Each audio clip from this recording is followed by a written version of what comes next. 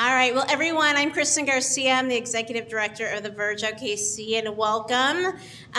We are on the verge of moving into a new space in the next month and a half, so we're excited to have you guys in here in our initial space that we have, and hopefully we'll see you come November at our new location by the Oklahoma City Memorial. The Verge OKC is a nonprofit. We were established to help kind of create a closer knit ecosystem. So you'll hear that word quite a bit today. That's basically all of the resources and people who want to see your businesses succeed. This is more than just about your idea and what you're doing, but how can we all work as a village to help you in creating that business? The worst thing that you can do is get your business up and running by yourself. So we are all not the experts in every single area, and so that's why it's valuable that we kind of collectively talk today about all of the members of these business ecosystems. And you'll even see, as we probably talk about some of this, we'll talk about programs that aren't even necessarily business related. They might be more community related. And when we talk about this ecosystem, it really does involve resource providers, investors, government officials and policy making, universities, career techs and education, promoting entrepreneurship to our youth, and so getting them inspired to create the next businesses of Oklahoma City. So what I'll do is I'll have everyone kind of go through the panel and introduce themselves so that you'll know who's on our panel. I'll have a list of questions that I'll go through, but if there's something that you have been interested in learning about, I would encourage you to raise your hand and ask a question, because we want to make sure that we answer the questions that you all have. And then what we'll do is we'll try to wrap up at least with a couple minutes at the end, just for some final thoughts and then some networking. This is all taking place as part of Minority Enterprise Development Week. So thank you to the MED Week Committee for putting everything together. I believe our sponsors for the event are Progress OKC, Arnell Family Foundation, as well as The Verge as like initial ecosystem sponsors. And we have a number of other sponsors that we will tell you guys about throughout the week. This is a start of many events, and we hope you can just come to these. And like we said, it takes a village, so meet more people, make connections, and grow yourself as well as your business. So we'll start first with Srijita. Hi, everyone. Good afternoon. Who's excited for MedWeek? Yeah, I'm super pumped. We just keep elevating every year. So my name is Srijita Ghosh, and I'm a venture advisor at I2E. I2E stands for Innovation to Enterprise. So that is what we do. We help companies. We have founders all the way from the innovation stage, concept stage, to positioning them for funding and building, launching, and growing. Sorry, I'm camera conscious. So yeah, in my role, I get to work directly with the founders. I actually have a background in entrepreneurship. I was a student founder working on a business idea, and one of the why I do this, what I do, and I love doing it, is I had great resources starting off, but at one point, you know, as an immigrant and as an international student, I did not have some of the knowledge of the resources of how to launch my company. So that is something that's important to me, is ensuring that entrepreneurship is accessible for all, and that's why shout out to MedWeek for what we're doing. So yeah, great to be here. Awesome. Well, good afternoon, everyone. My name is Kyle Smith. I am the Strategic Partnership Manager for Builders and Backers. Anyone heard of Builders and Backers? All right, awesome, awesome. So in my role at Builders and Backers, I basically, it's a funny way of saying you manage relationships. So, but really what that means to you is I'm pretty much the hub for our company for any of the resources that come through. So the partnerships that we have, whether it's small business development, whether it's venture capital, we have the resources and we want to talk to you. So a little bit about Builders and Backers. It is a 90-day virtual program that really deals with the idea stage. And what I like to say, I really like to break it down in layman terms. What Builders and Backers does is helps you validate your idea. So before you start pitch decking, before you start LLCing, before you start doing anything that's going to really cost you any money, we want to know, right? Can you build it?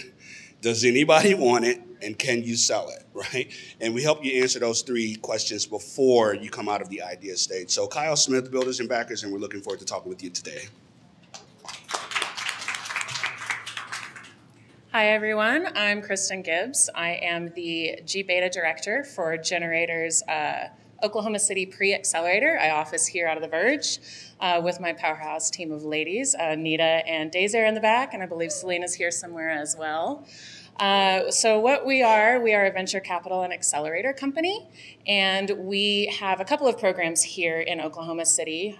They're in-person programs. We've got a 12-week investment accelerator for full-time founders that have already passed their MVP and their post-revenue. So that means they've built a product and they're already making money on it. But we also have a free accelerator, and that's our gBetat program, which is the program I run. And it's a 7-week free accelerator, pre-accelerator for people that aren't quite there to the MVP stage yet, or maybe they're not quite ready for revenue, ready to sell. And so what we do is help those folks that have already built the foundation for, with resources like Builders and Backers or I2E, and we build on that to continue to scale them, grow them, and get them ready for investment. Let's give it up for Kristen. Oh, this is all weird. It's all good. I think it's stretching. All right. Hey, it was a friend.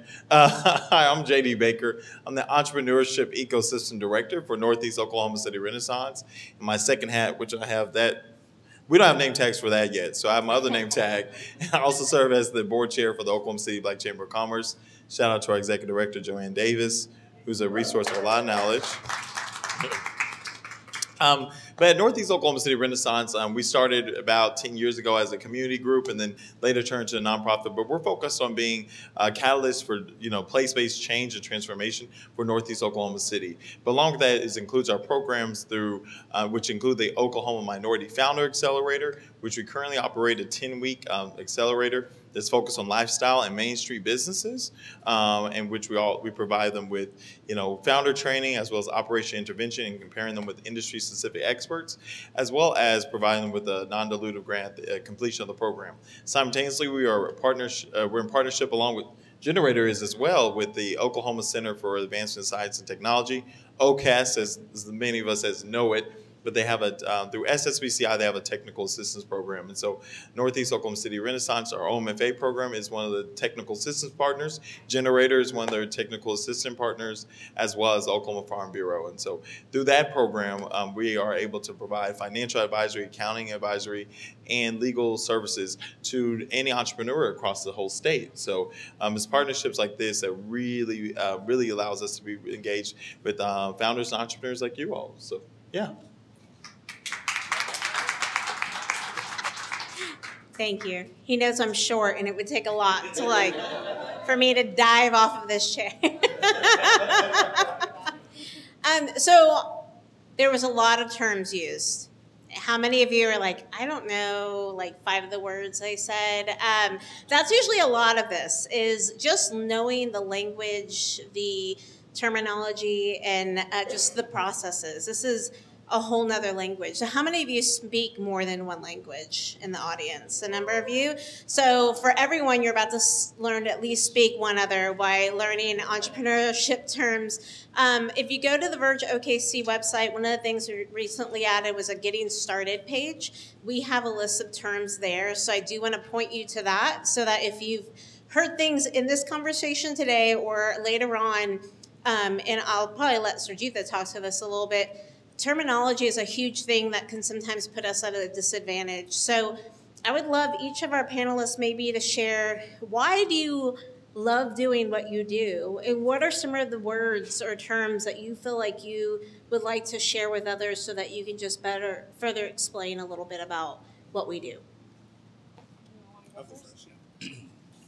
Yeah, so try to figure out where to start here. So my love is music, and so I'm also, probably should have said this earlier, I'm starting a royalty-free music business. Thank you. But really where it really started from my love of music and just growing up in church. And so just fast forwarding through that, when I joined Builders and Backers, I learned of a problem. And the problem was that when people got ready to go to market and they needed certain types of music to find, they couldn't do it because the music was licensed. And so they couldn't use it. And so there's this demand for royalty-free music, right? And so that's what I've been kind of just been exploring and in the verge of building. But the reason why this is important is because I didn't start off knowing what I wanted to do. I didn't start off knowing the right path. I didn't start off knowing even who to talk to. Is Liz in the audience? Liz, I was talking to Liz out in the audience before we came in, and she started very similarly, right? I just had a conversation and then boom, right? And generally that's how it starts. And so for me, just kind of kicking off the conversation, this thing is like a plate of spaghetti. You know what a plate of spaghetti looks like? It's twisted, it's all, there's no right or wrong start path in. You just have to get in it, right? And the one thing that I learned when I got into the spaghetti was that failure didn't exist. And I want to make sure that if I don't say anything, failure does not exist. And when I was growing up as a musician, grew up in church, you don't want to hit a bad note. You don't want to, right? You laughing, you know, right? You don't want nobody tapping you, telling you, right? Telling you to get off the drums or the organ because you're right. So I always grew up not wanting to fail. But that's not how entrepreneurship works, right? You want to fail and you want to fail fast. And I'm going to leave this for other people, but for me, but you want to fail fast, honestly. But for me, it's really about just getting off of the sidelines and getting in the game. Once you see that there's a need, once you see that there's an opportunity, getting off the sidelines, and there's no perfect place to start, you just go. So I would tack onto that. It is about a lot of failure, but it's failing forward, right? So we're always moving forward and learning from those failures and those mistakes. And I think that's what I really love about this job. I don't come from venture capital. I don't come from this industry. I came from product management. And I didn't know a lot of the terms that were being thrown at me the first few months that I was in this role. But within 2 years, I have realized that some of the words that I used in product management are very similar to what we use here. MVP, right? Minimum viable product. ICP, I think, is probably one of the ones that I think is the most important for early stage, and that's your ideal customer profile, your ideal customer persona. You're looking for that one target market that you want to start with to validate what you're doing. And I think those are the two big ones that I learned and realized could transfer between industries. So I think those would be the two terms that I would talk about. But the things that I love doing is helping people with their ideas and building those ideas with them and teaching them how to fail forward, sometimes gracefully, sometimes not, right? Sometimes it requires a pivot. Sometimes you have to learn to adapt, right? And I think being able to be part of that growth journey with these founders and these startups has been fantastic. So I think that's my favorite part about my job. Who's next? Since it's already down here, before we kick it back, for me, really, every generation of my family, since post Civil War, have been entrepreneurs. Every single generation. I found a record in the newspaper where my great grandfather, he and his third wife, he had 7. He and his great grandmother,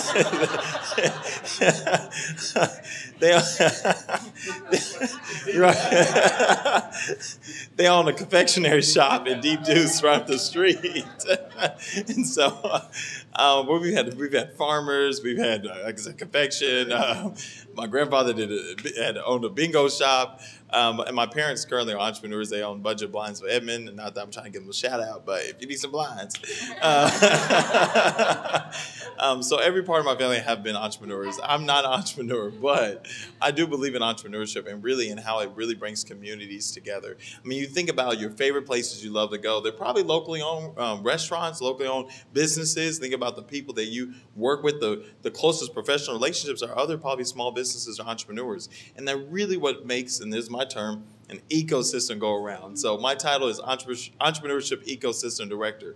When I got hired in this role, I said, I want the word ecosystem taken out because I know a lot of folks don't understand it. But then when the job was truly explained to me, I said, okay, all right, we have to keep it because we really want to get folks to understand what an ecosystem is. And so I know the Verge is working on that in MED week, but really ecosystem, just like in ecology and stuff, we think about biodiversity, those terms and stuff. But if you think about the circle of life animals and plants, they thrive off of each other. Sometimes you're growing in a garden. My mom also has a garden, but sometimes if you do a fruit or vegetable garden, they'll say plant these type of flowers right next to it because they feed off those nutrients of each other. And that's what an ecosystem is for entrepreneurship. We have a lot of entrepreneurship supporting organizations, or what we call ESOs, in our ecosystem to help support entrepreneurs. So a lot of times we're not competing with each other. We're collaborating. We're working together. Kyle and I literally just met before this. We've been meeting some weeks ago about some stuff. As I said, we're partnered with Generator. Our program is actually partnered through I2E. So, and so it's in a lot of ways, one of the Verge board members is one of my colleagues. So this is saying we have an ecosystem community where we work with entrepreneurs. So if you work for an entrepreneurship support organization, please raise your hand. Okay, great. So see these people around you? Keep your hands up. If you see them, go talk to them. And I know every single one of them, so go talk to them if you need support. Because what Sean may be able to help you with, may not be able to help you with, Joanne may be able to help you with, Joanne may not be able to help you with, Makiba might be able to help you with. What Makiba might not be able to help you with, Melanie can help you with. That's an ecosystem. So.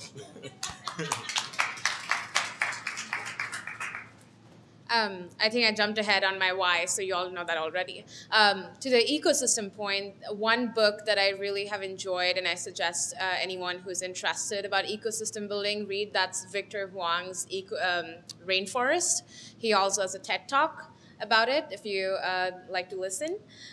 So I work mostly with technology-based companies, so more on the venture capital startup side, but we do refer out companies that may be more lifestyle-based. But there's one thing that's important to know is that even within organizations, the nature of the business world and the nature of startups is such that there's a bit of subjectiveness to everything, right? So it's not like a dictionary that, hey, if this is a pre-accelerator, all pre-accelerators are going to look the same. It's not that. We actually had a great conversation this morning. Meredith, we are launching our Bridge 2, but it's really like the Bridge 2 2.0. So while it is an investment pre-accelerator, it does have a lot of the components of what you would see as for a company that is later stage. Now, if you look at funding terms with venture capital, right? I don't even know where to get started, but what a pre-seed might mean in like Silicon Valley investors could be very different for a pre-seed in the Midwest. So what I encourage is that instead of trying to make assumptions, yes, it's good to have a core idea of like, what these terms means. Venture Deals is a good book for anyone interested, kind of terms in the VC ecosystem, but always ask instead of kind of trying to make the assumptions, because there's a lot of subjectiveness, which is good and bad kind of in our world. Add one more term. Yeah. I want to make a differentiation too. Sure.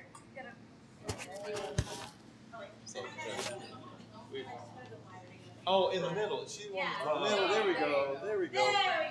Innovation. So, Takes a village. right. Business classification. I want to talk about in our ecosystem. A lot of times we'll talk about high growth businesses. We'll use the terms of Main Street or lifestyle. So I want to kind of break it down in general, because some of you may fall in both. It just depends on what you're looking to do and the outcomes of it. But a lot of times when you hear high growth or tech businesses, a lot of those businesses are going to be really trying to scale quickly and fast. So a lot of times if they're looking for capital, because I also used to work in venture capital. So they're looking for capital. They're probably looking for venture capital or equity investment. So basically giving a portion of their business in exchange for capital. While Main Street and lifestyle businesses, which are the ones that we're probably more familiar with on the day-to-day of our lives, and including, I mean, outside of software, but probably, if you went to a coffee shop this morning or something, that's a Main Street business. If you go to a fitness center that's local, it's probably a Main Street or lifestyle business. And so those businesses, they can be high growth. Some are not high growth, and so a lot of times they'll be looking for a different type of capital, probably loans or what we call non-dilutive funding. Basically, they don't give up any of their ownership, but they may have to pay capital back or something. So I do want to break down those two and really kind of understand. When you understand which one you kind of fall more into, it might be easier to navigate the type of resources and offerings that our different ecosystem partners have for you. Because if because if you go to Kristen, you're probably more likely through, because you run the 12-week program. 12 and 7 now. So, oh, you do both. Yeah, you do both. So yeah, so you can probably do both programs. So, but if you, yeah, so there's ways we all can service you, but there's some that can service you more than others. So, I wanted to add one more too. I want to talk about traction. Okay, so traction. I've talked to a lot of early stage startups that think traction equals revenue, and while it's the best way to show traction, what you're looking for is something to show that somebody wants your product. And I think people automatically dismiss, maybe they've got a wait list for the product they haven't finished building yet. Maybe they've got companies that have already signed on paper, yes, we want your product as soon as it's done. That counts as traction. So don't dismiss things that aren't monetary for not being traction, because sometimes that's the best indicator of success, especially if you're already building and you're like crowdfunding, right? You're crowdsourcing the money to get it built. That's a great source of product validation or product market fit. So I did want to talk about that. And then, of course, Traction is also a great book to read if you want to talk more about that. thanks, Chris. Oh, you're welcome. No, you guys are just feeding into my next question, so that works. So I like that JD pointed out kind of the differences in types of businesses, and primarily for our group of people that are here today, and I want you to spread this message with other people. Starbucks was a coffee shop. So if we aren't focused on even just starting a coffee shop, but thinking, oh, I want to be this, like, what people will call a unicorn business that makes billions and billions of money. Well, when they started Starbucks, do you think they thought, oh, that's everyone's, I mean, I have a Starbucks cup right now. They spent way too much money. So I think when we're talking about getting businesses started, sometimes a lot of it is just getting started. And getting started in a way that is comfortable for you and your pocketbook. Because there are three things that are really important to starting your business in the beginning. It's your funding money, it's your network, and it's also your time.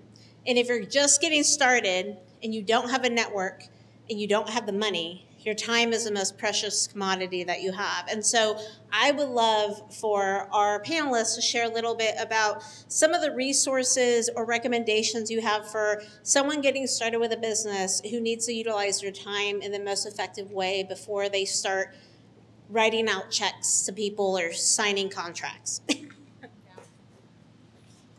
Yeah, I think talking about kind of the funding question, like when should you start? Yes, money is great, but that is not everything to start a business, right? So one of the kind of, I guess, mistakes that we see is like founders when they're starting out with their companies, the first goal is raising, whether that's equity-based fundraising or even non-dilutive. And while there are several funding sources, it's more important to, like Kyle said, validating that business idea, going and talking to your customers, just kind of getting out of your silo and ensuring that, okay, if I'm creating this cool mousetrap, like who wants it? Why is it better? Do they have a budget to pay for it? So as far as resources, I mean, I think I'm preaching to the choir because you all are here. But one of the strengths of the Oklahoma ecosystem is that we are highly collaborative. And what is it, Kristen, that we say? It's a coffee state. So you're one coffee away from like knowing, me and then my network or JD's network. So don't hesitate to reach out. Launch OKC Metro is a great resource for Oklahoma City area resources. We try to keep it updated with events, programs, and things like that. There's also sort of like, stages that you can look up that, hey, if my company is in this stage, what are the resources that are more geared? But I'm always of the proponent that, we all are here for you. So if you LinkedIn message, email, whatever it is, you're not bothering anyone, and just ask, and don't, like Kristen said, don't work in a silo. There's lots of resources. As far as resources goes, I want to go from a different perspective. I currently live in Tulsa, and so I know about that ecosystem there, but why am I sitting here in Oklahoma City? It's due to two words, network and ecosystem, right? And so networking and knowing who is doing what and why they're doing what they're doing, and then being connected to them, right? Those two things together, right, will just open up a plethora of doors for you. And like I said earlier, there's no exact starting point, right? It's not, if I go to 36 degrees, that's the exact starting point. If I go to the Verge, that's, no, not necessarily, but we don't want you to not go because someone or something within that entity could be a starting point for you. So you're probably going to hear me say this over and over again. It's just about getting off of the sidelines. I got the sweatshirt on, experimentation, right? Really about experimenting about what you're doing, right? And then Kristen hit on something really big, traction, right? And I don't have any money. In fact, what I want to build is going to cost me money. But what I am doing in lieu of that is exactly what she said. Everyone I talked to, I said, well, how do you feel about this product? And how do you feel about licensed music? And I document that. And I have that information so that when it's time, I have that database of people that I can go back and say, hey, I've done some customer discovery. Here's what they're telling me. And oh, by the way, here's what my perfect profile looks like too. So those sort of things can be resources as well. I just thought of another word. Dang it. It'll feed into it, I promise. It'll feed into it. So it'll, in terms of resources, so another word that I hear is scrappy. Does everybody know what scrappy means when we're talking about founders? They're resourceful, right? They're resourceful and they're doing things in a creative way. They're thinking outside the box and they're not staying on some linear path to get them from point A to point B. They're going to go from point A to point D to point Z and then to point B to get what they need. And I think understanding that being scrappy is not a bad thing. It's actually a quality we look for people in our programs.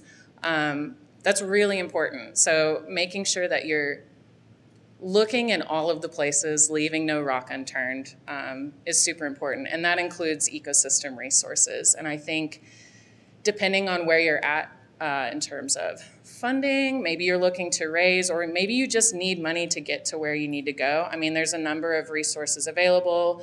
The first one off the top of my head I can think of is OK Catalyst. I just talked to somebody, had a meeting with them earlier today. They do SBIR and STTR funding, which is non-dilutive. Some of that's grants. You know, there's all kinds of money that can be found if you're needing it, but you can also do things in ways that cost very little money, right? Like the validation piece or crowdsourcing your money, crowdfunding. So I think figuring out where you're at in your stage of your journey, right? I don't know anything. Okay, let me find the resources that help people that don't know anything. Let's start with the very, very top of the funnel. And then, okay, well, maybe I'm already past that. I'm already starting to build. Okay, well, let's find resources. Maybe I should ask the people that work with the people that don't know what they're doing, because they're gonna know. I mean, we all, I think, have funneled. I know I have funneled people to each one of these programs when I've talked to them. Yeah, yeah, exactly. And we're a really tight ecosystem in that regard. So even if you run into somebody that maybe they're working within a program that you don't think you're the right stage for, ask them for one introduction. Hey, here's where I'm at. What do you think of my idea? Can you connect me to the right person if you're not the right person? So always ask. The only way you're going to get anywhere is to ask questions, especially in this, well, there's ecosystem. Right. Well, they've kind of said it all, but I'm going to use one anecdote. Liz. Kyle, I think we met Liz at 150. And then within 7 minutes, she told us her story. She told us her strategy. She told us what she found. It was a great 7 to 10 minutes, like us talking. Right. Because I was like, God, we gotta go. But I want to use her story, if I may, Liz, a little bit. But she got a government contract because of one conversation. She told someone about her passion and her work as a personal fitness trainer. And they said, oh, actually, I know of an opportunity at Tinker Air Force Base for group fitness. You should go for it. She didn't have a SAM number, which is the registration number you have to have for federal contracts. She didn't have any of it. But she knew what she was passionate about. She knew what her customers wanted, and she knew how she wanted to approach it. And I think that's one thing, is just also think about what your customers are looking for with your product or service. But Liz knew all those things, and she talked to the right person. So it's okay to share your ideas. It is okay to share your ideas. I know folks are like, well, I don't want my ideas to get stolen. It's okay to share. Why? Because somebody else can be doing the same thing, but they're not going to do it the way you do it. They're not going to do it the way you do it. And so there's a lot of folks doing the same thing, but they're doing it differently. And so kudos to you, Liz, for taking that chance and opened a door and opportunity. So I just want to give you a shout out.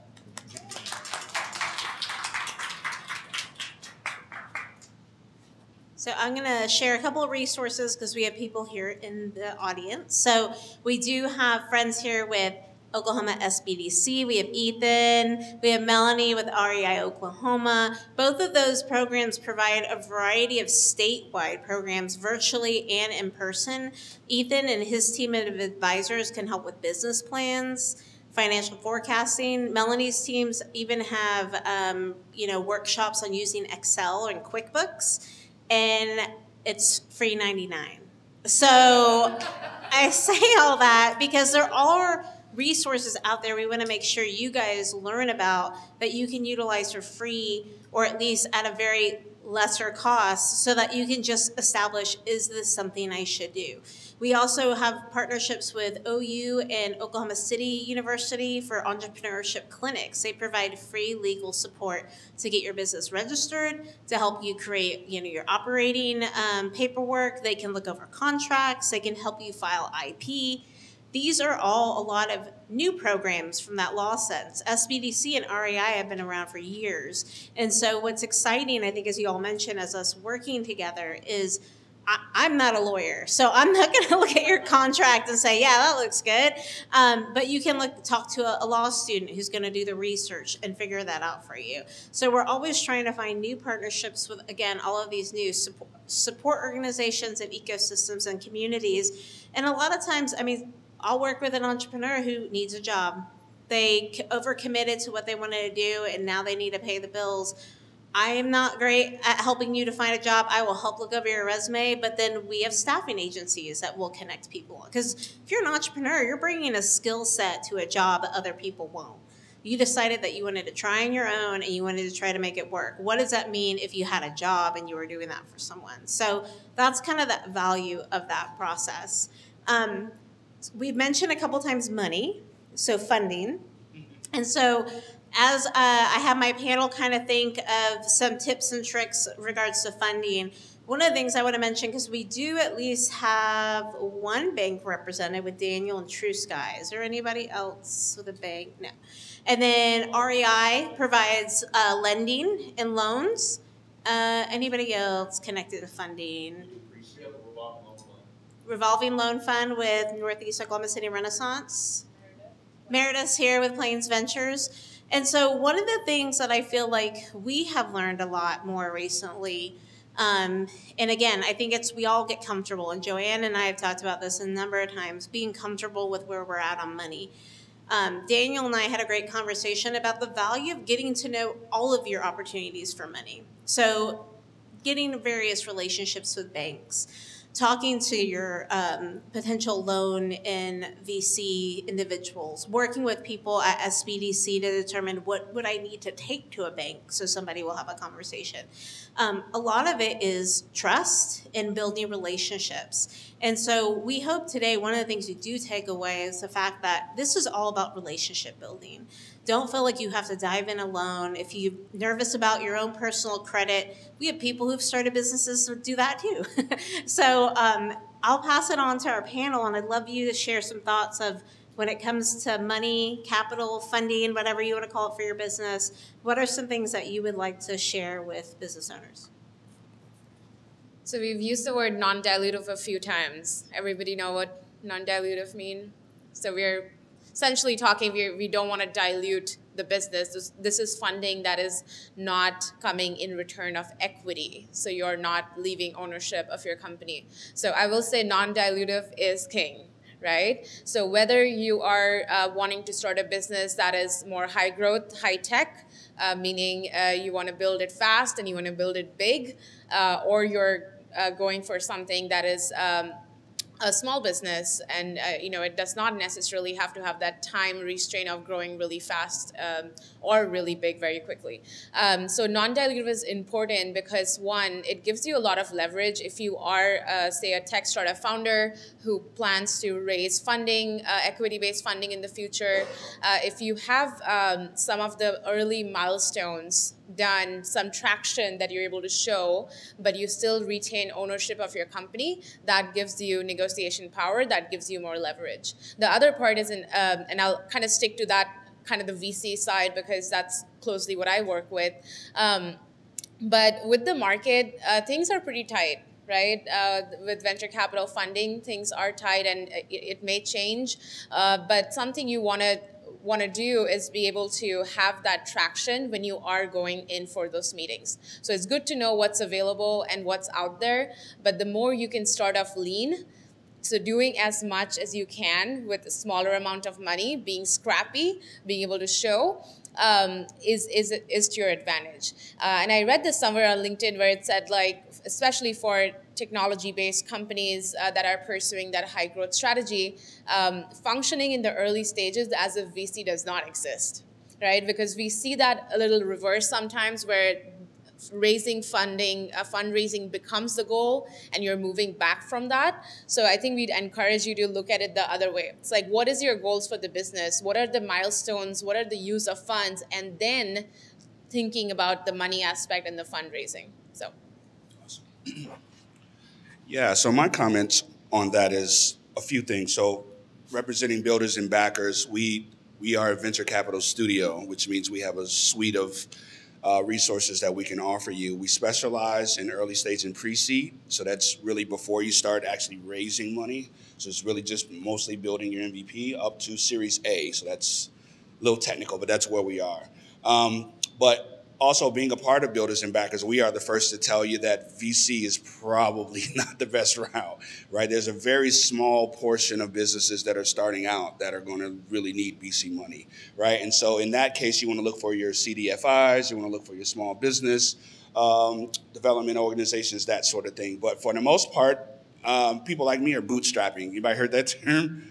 Right? So bootstrapping and being very lean and doing it that way. But you will know when it's time to start raising money. And I'll leave that to the VC experts, but you will know when it's time. Yeah, so we have an investment accelerator, which I already talked about. It's our 12-week. And just shameless plug, we extended our applications. They're open for another 2 weeks. So if anybody's interested, get your application in. We've got flyers back there. So we do have investment, right? It's part of venture capital. So we talk a lot about optionality for founders. We know that not everybody's going to want equity taken from their company. We understand that there's a very small portion of companies that can scale the way venture capital needs them to scale. And when we talk about scale, we're looking at 20% month-over-month growth. That's kind of our metric that we look at when we look at applications. So it's a good way to kind of help frame what you're looking for if you're looking for venture capital money. So there are different kinds of funding out there. We have the venture capital side, the investment side, but always be open to looking at different kinds of funding. There can be grants, the non-dilutive, like you were talking about, Srijita. There's a number of different kinds, but always take into consideration what you need and how you want to grow, and that'll help drive your decision making in terms of what kind of funding you take on. 2 points. So I think Kyle said earlier, Srijita talked about looking at CDFIs, so that's a community development financial institution. So basically, they can give you similar loans as a bank, but probably at better terms, probably higher amounts or better terms. So REI Oklahoma, Melanie, raise your hand again. You all have a CDFI, right? Correct? And then there's also community development corporations that also can do similar things. I want to shout out Verge OKC, Kimberly Francisco. And then there's also credit unions. More credit unions are getting to commercial lending. And so more times than not, they're also able to give you better terms than many banks. So shout out to Daniel Garcia with True Sky Credit Union. I want to make sure I didn't miss any other CDFIs, credit unions in the room. But yeah, if you know a banker, if you know anybody, another entrepreneur has gotten a loan, just ask them, hey, who's your banker? Because it's about relationships. And you can talk to these lenders without asking for money. Like, hey, if I need some money, like, what do I need to have prepared? They're all about building relationships. And so you can ask them very candidly. And the more times than not, they're they're going to give you the right and correct answer. It makes your job easier. Yeah, yeah, exactly. The other thing is, I had two more things. Other thing, resources. I'm going to go back to resources. Chambers of Commerce is also a great resource. I have to, shameless plug. But the Minority Chambers of Oklahoma City, we have done a lot of work together. That's the American Indian Chamber of Commerce, the Greater Oklahoma City Asian Chamber of Commerce, the Hispanic Chamber of Commerce, the Greater Oklahoma City, and the Oklahoma City Black Chamber of Commerce. And so we do a lot of work together and separately, but we all offer free programming. All of us offer free or low price programming, whether you're a member or not. If you're a member, a lot of it's free, but even a lot of programming, even if you're not a member, it's free. So take advantage of it. Do you have to be Asian, Black, American Indian, or Hispanic to join them? No. You do not. Those are who we target and cater, but it's not exclusive to that, because at the end of the day, you're an entrepreneur, and there's one thing that we all there's one color that we're all looking for, and that's green. So, so we all want to help you. We really want to help really just transform and elevate our community. And my last thing is, if you can't find capital out of your business, you can find capital within your business, capital efficiency. So think about how you're spending your dollars and think about where they're going. Think about ways to stretch your dollars. That includes, there's tax incentives and tax credits. There's tax opportunities. So when you do owe the federal government, the city government, the state government, there are opportunities to take advantage of it. There's one thing I've been really pushing for those that are hiring people. This work opportunity tax, I think it's tax credit through the IRS. If there's certain vulnerable groups that are listed, and if you hire one of those folks with vulnerable groups, you can actually lower your tax liability because you're helping one of these folks. So it could be someone who's formerly incarcerated, someone who has a disability. There's a whole plethora of things on the IRS website. But there's opportunities to take advantage of the things. So if you have whether or not you have an accountant or not, if you have an accountant, ask them. But there's a list of resources on the IRS website, and there's also state and state opportunities and things. Just once again, if you can't find it outside of your business, you can find it within your business. Also, if you hire your children, if you have any teenagers that you're working on your business, there are ways that you can also, once again, lower your tax liability. You don't have to pay, what's it called? What's the old people taxes? Medicare, Social Security. There you go.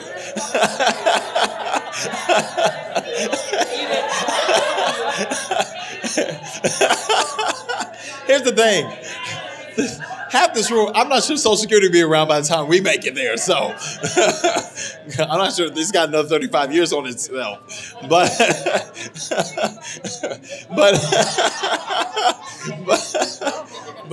yeah, right, no, right? But yeah, there are opportunities even where you don't have to pay those taxes. So once again, there's also capital efficiency, and I think there's ways to do that. So. Can I add one more? I want to add one more. Actually, he brought up, and I don't know how I forgot this because I used to work there, but workforce development is also a way you can tap into. So if you actually have your business and you're up and you're running, you can actually, if you hire someone, they can actually subsidize the employment, right? And so, and whether that's youth-based or adult-based, they can actually subsidize that employment. So that's another opportunity as well, the workforce development centers here. And one more last one. For early stage companies, don't quit your full-time job until you validate your idea. So yeah, and you know, there can be like pressure, but like sometimes not everybody's journey is going to be the same. So whether it's E3 or gBetat or builders or backers, go and talk to people and make sure there's a market for your idea before you take a big step. Not that I know the specifics of it, but the guy that founded Paycom took out cash from 13 credit cards to get Paycom started. There had to be a lot of like, people are going to pay for this for him to do that. And so I think that's a huge part of it is overall, make sure it is a legit business and that it's going to be successful. That means don't just ask your family. That means 50 to 100 people said, I will write you a check if you can do this thing for me. You want to guarantee it's in a good spot so that you can decide to take a loan out. That's also, as we've mentioned, traction a number of times. Let's you and your bank or whoever you work with know this is something that people want. Because at the end of the day, we all can develop cool stuff, but if we're not really solving a problem, then why does anyone want to spend their money on it? I know right now, like you mentioned, just the market in general, groceries are expensive right now for everyone, right? And so if you're thinking, oh, well, now I see some people like, I'm going to make a smoothie that will cost everyone $20. Well, I could buy some groceries with that $20 or get that one smoothie. So just make that time to really look into what you're creating. So the last question I'm going to ask, and then we'll open it up in case anyone wants to ask something with everyone, is ultimately we've talked a little about the ecosystem, we've talked about resources, we've talked about funding, but sometimes let's talk about self. So where have you seen, or how have you seen those who want to start a business get in their own way that actually prevents them from moving forward in what they should be doing, what they could be doing, and what their potential is? So whoever would like to go first. I'll kick it off. I may be deviating a little bit from the question, but I really want to touch on this point. Entrepreneurship is kind of similar to sports in some way. You know, I'm a former athlete, so I kind of always draw from that. But your mental health as a founder is extremely important. One of the things that I see is burnout. So, you know, when you're starting off, you're full 100% energy, but there's going to be so many ups and downs in the entrepreneurship journey, whether it's, you know, Paycom or whether it's anyone else. Like I can guarantee you it hasn't been a linear path.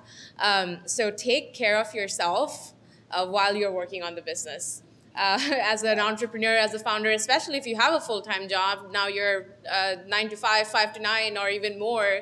But setting some of those boundaries and setting some of those things in place to take care of your mental health early on is going to help you in the future, because it is a marathon, not a sprint. So take 10 minutes from your Mondays to practice mindfulness for the week. That's my plug. You're absolutely right. One of the things that I see from builders and backers' perspective, people fall in love with their baby. You know what I mean when I say that? That means when you look at your baby and your idea, you love it, you just cherish it, and you think there's no other idea like yours out there. And in reality, right, the customers will help you figure out you need to pivot. What you're learning helps you figure out you need to pivot, but you're so in love with that baby that you don't want to pivot. And so one of the things that, speaking about failing fast earlier, is understanding when it's time to pivot, right? Don't be so in love with your idea that you're not solving the problem, right? You want to solve the problem, and sometimes your idea helps get to the problem, but pivoting with your idea can really help you solve the problem. So just try not to fall in love with your baby. We call that selling the ugly baby. But we here at Generator try to help you make that baby less ugly. I think where I have seen founders get in their own way a lot is trying to make everything perfect before launching, which is where selling the ugly baby comes in. You want to build the ship while you're steering it. You're going to be working really hard and you want to get all these great features out. You want it to be perfect for your very first customer, but you need that first customer to tell you the skateboard is fine, so start building the scooter. So start building the bike. So start building the car. You're trying to be iterative in how you build, and a lot of people want to go from nothing to the car. And that's not how it works, right? You had to start with the wheel first and work your way up. So I've seen a lot of that. And then what you were saying, not being willing to pivot or taking it, you're going to get a lot of conflicting information from a lot of different people. Lots of different mentors are going to tell you a lot of different things, and it's your job to filter through that. And I think keep playing into the mental health piece of it, you have to filter out some of that noise and making sure that your ethos is still there and what you're taking in is going to help you build what you want to build and what your customers will buy. So I've seen founders get too overwhelmed with too much information, and then they end up with an uglier baby. So make sure that you're filtering out the noise and selling while you build and working to get customer validation when your product's not done yet. Start with 1 or 2 features, push that out, make sure it's great. and then continue. Chris, you got to take what I said, or was about to say. So I would say, yeah, discernment. I'll just let you know. go next. Yeah, there we go. No, I'm just teasing. But it's once again, even what we tell you, it's not gospel because it applies differently to everyone. So understanding discernment, and so who you're talking to, who's giving you advice, very, very much what Kristen was saying, and understanding how to filter that. So if someone told you wrong once, it's like, okay, but also think about people's vested interest in your business, including your customers. And so, and this is my last thing on the customer thing, you don't have to serve everybody. Everybody's not your customer. Find your focus in the market and lean on that focus in your market. Now, maybe you may have to broaden it out to make sure you have the right volume and the amount of money coming in, but you don't have to market to everybody. You want to market to the people that need your business and want it. And so even that's a part of it, just filtering those out and really understanding who that is.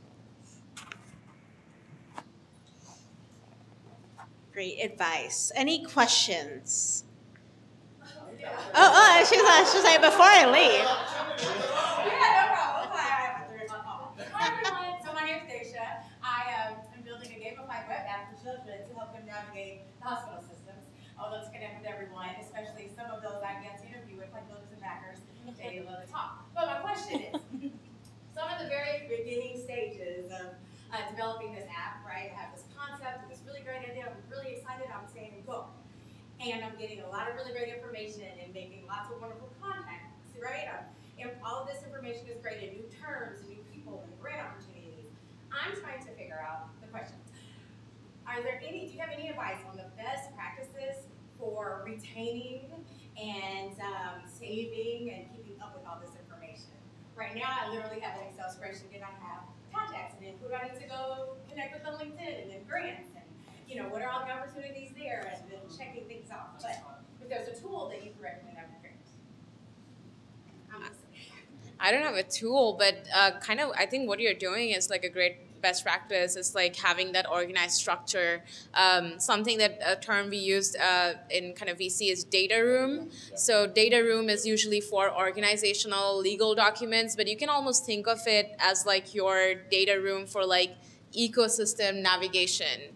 And you can kind of have your different folders and the connections. So that's the best I can think of. No, I 100% agree, but even like what I said, I'm using Google Workspace, and it just allows me to just have my drives, all of my documents that are important are there, all of my master passwords for whatever sites I'm integrating and using, all of that's there, right? And so something free as a Google Workspace might be sufficient enough for you to create your data.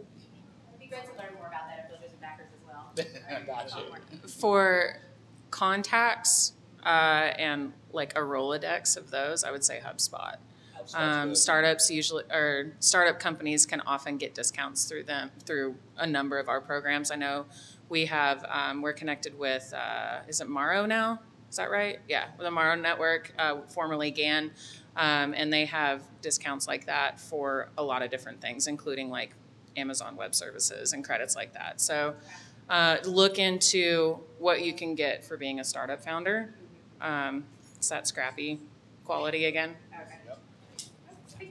I would just say add to what you're already doing. Create a matrix, like even like color coded. So say like red, like this is maybe a dead end for me, or I did engage with them. Leave those type of notes. Yellow, like, oh, I'm currently developing this relationship, or I might not need it quite yet, but I'm going to put it on hold. And then green, like these are so it kind of help you like.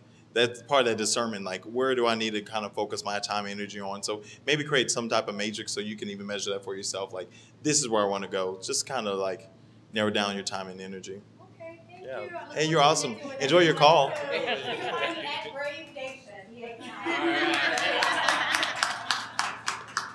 Yeah, that Daisha brings up a great point.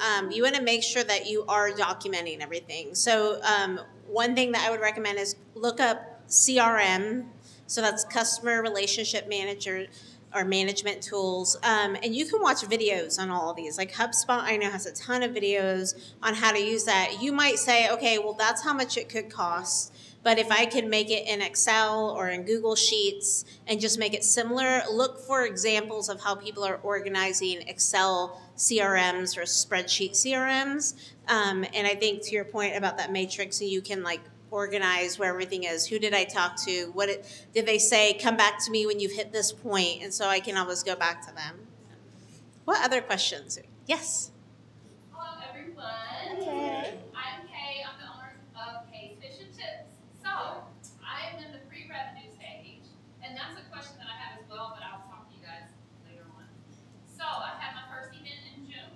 Okay, so I am like at that point where when you say pivot, I'm looking at all of the funding. I'm getting all of this information, maybe meeting great people, but I'm starting to feel like overwhelmed.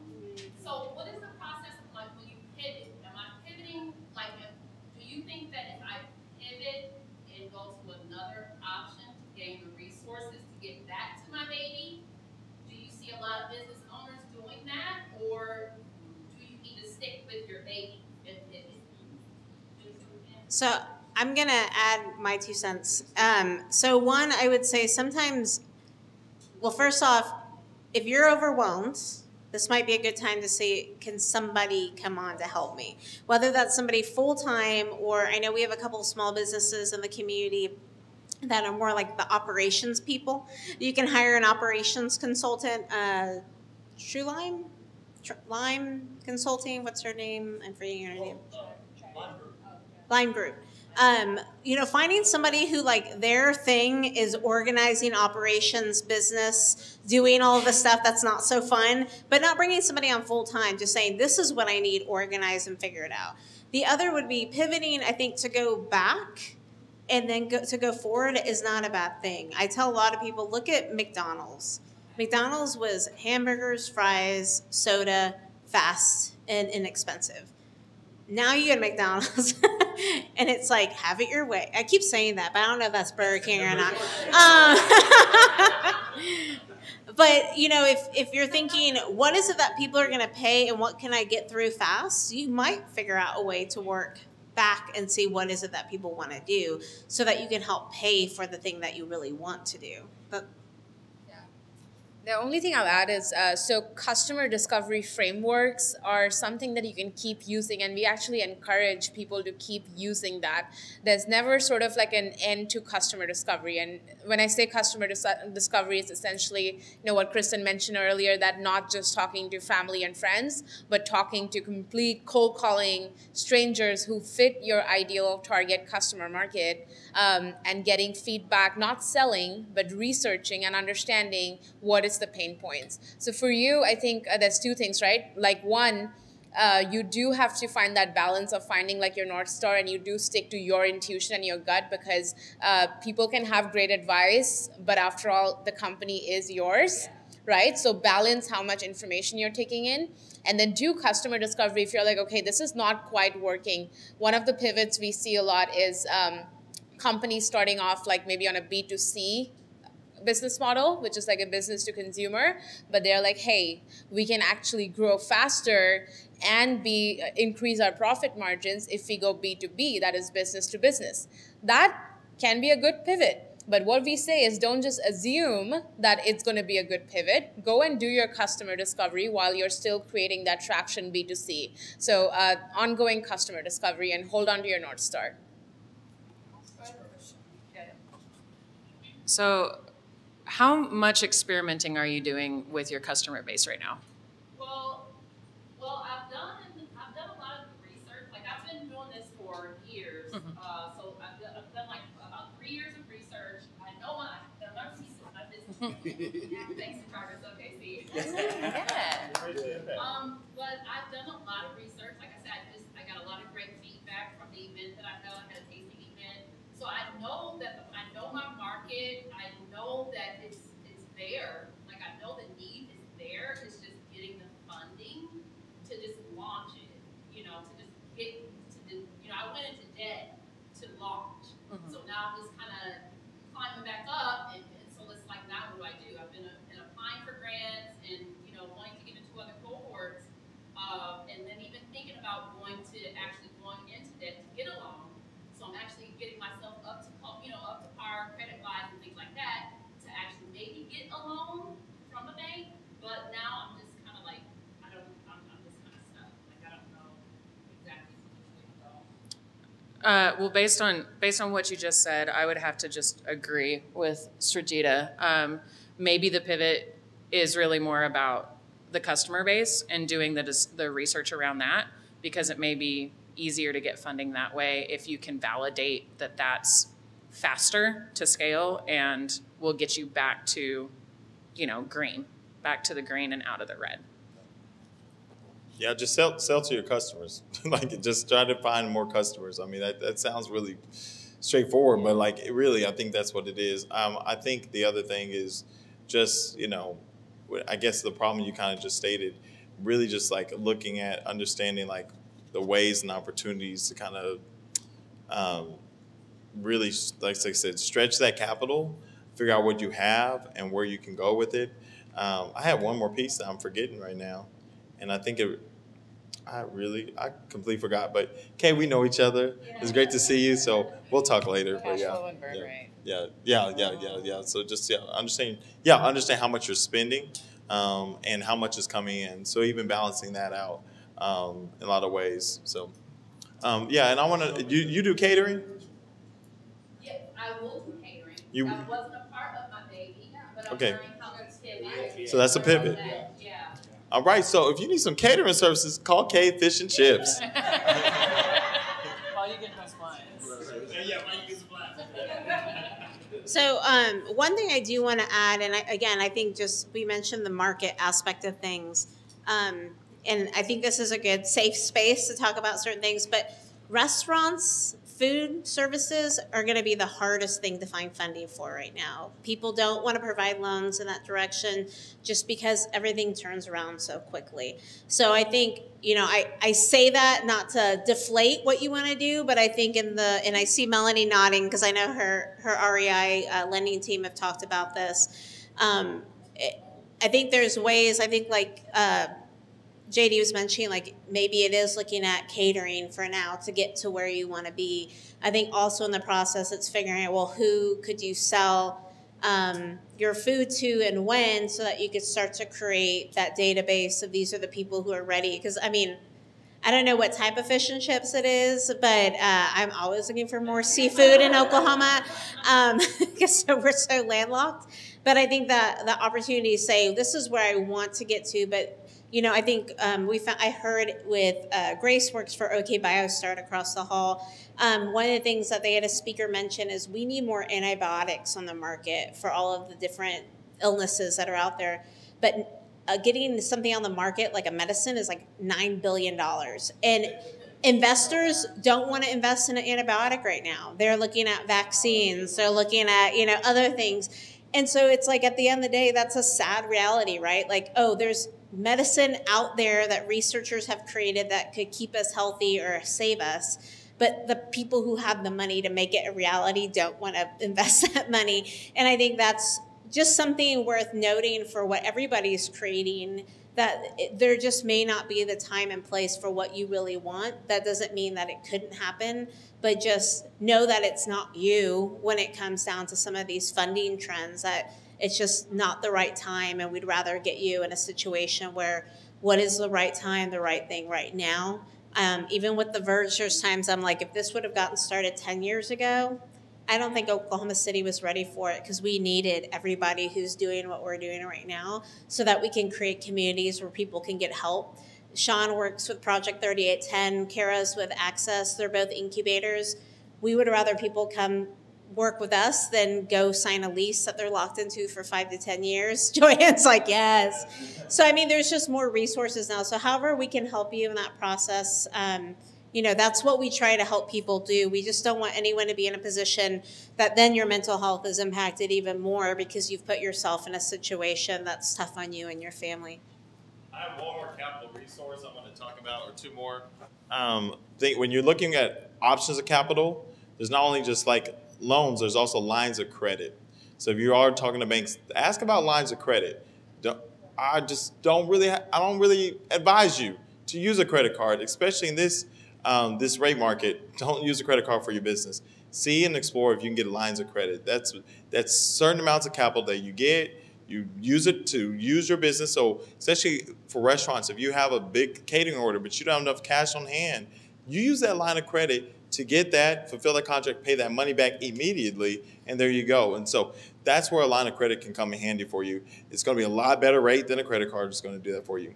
And there's one more really important entity that's not in Oklahoma City, but serves the whole state, TEDC, formerly Tulsa Economic Development Corporation, but TEDC in Tulsa, they have a lot of resources. They receive $30 million from the state to give out small business loans as their small business loan fund. So check out TEDC. They are a great organization. They have worked with a lot of small business entrepreneurs across the state to really make their dreams come into reality. I really, of all the resources in the state, they're one of the best capital partners you can find.